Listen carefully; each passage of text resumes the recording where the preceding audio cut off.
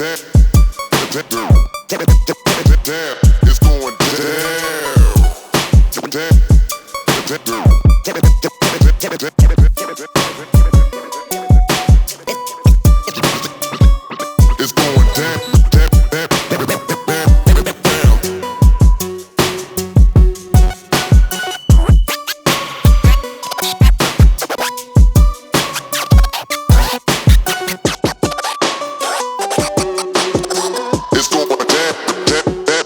Personally, I think these are better than the Demons. I think they're a little quicker, a little faster response. Once you get all the kinks pretty much dialed in, get everything working right, it really works good. Don't worry about that little hickey. So, far as this is pretty simple, man. Just, yeah, just, it's gonna be probably hard to see. Let me see. So, just desolder, and then I desoldered one of them by accident. I was just kind of rushing. I had to slow myself down.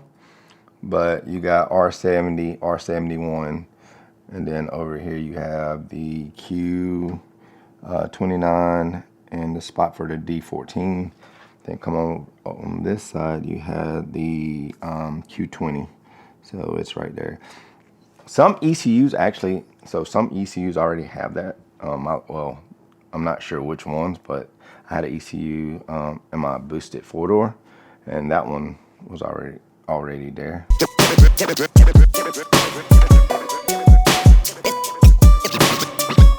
It's going down.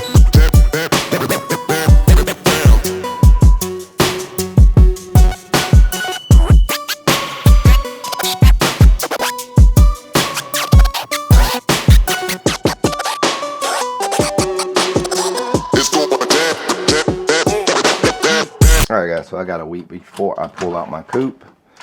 Like I said before, we get everything situated as far as the build. But right now I'm just trying to drive the car, and hopefully I'm going to have everything done before next Saturday. Today is Sunday. I got like an 80-hour work week. But enough of that. The thing is now what I'm trying to do today, I got like so much to do. But anyway, right now I am chipping the ECU for the PWM. Post width modulation for the boost control solenoid. So I got to wire that up. All right, so I have my 4-port already plumbed. I just got to wire it, run the wires, hide it, you know, try to make it look somewhat nice. So got the components in the ECU for the PWM for the 4-port. Here's my 4-port, just chilling right here for now. And kind of already ran the wire. This wire here is insulated 2-wire. I think this is 18 gauge. Polarity doesn't matter, so you can have it on either one of the wires. And in the inside, I'll get it all straightened out how I want to run it.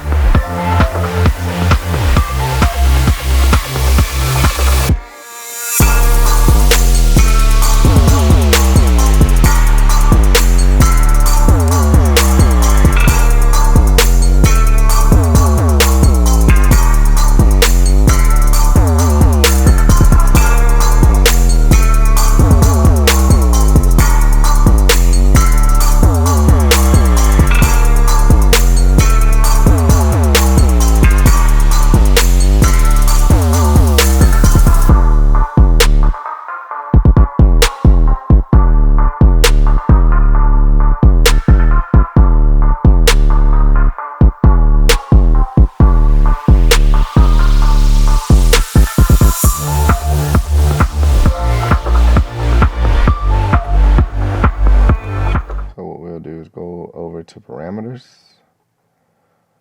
go to PWM setup, go to enable always on, unless you have some type of switch or something to activate it.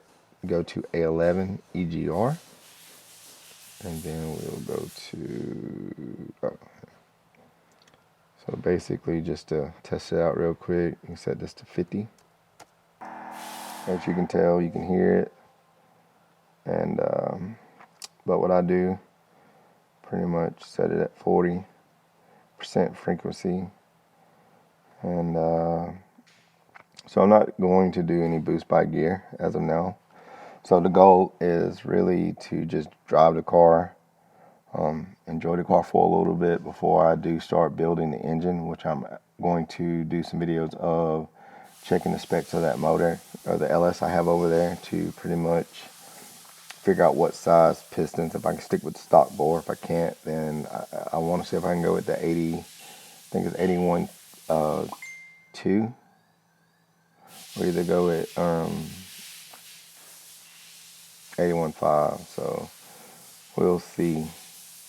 But for the most part, we're just going to drive the car, take it out, get to see what's all wrong with the car, other than I know it needs valve seals, but I'm not worried about that because I am about to build an LSV for it.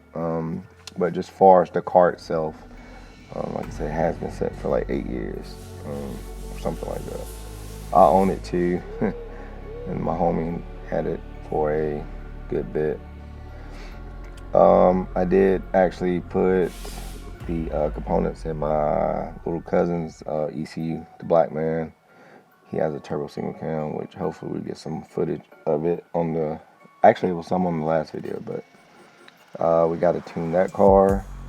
But the goal is this: I think I'm gonna just try to work my way up to 10, enjoy the car for a little bit until I get that motor built, and then we go shoot for 500. So that's my goal with that engine.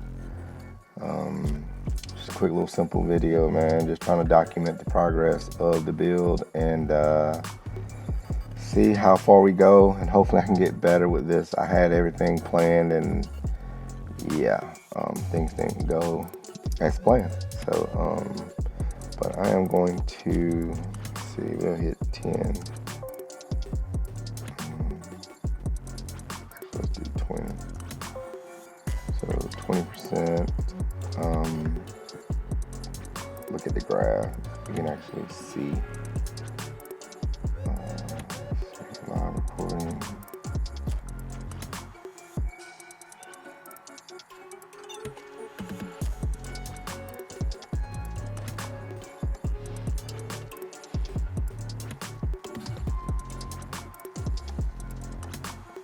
And then you can actually come over here to the data log, and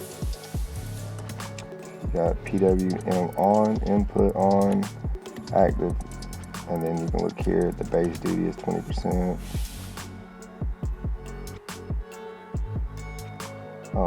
So I guess you had gear base for the duty, that would could be different, but as far as me, I have it set at 20%.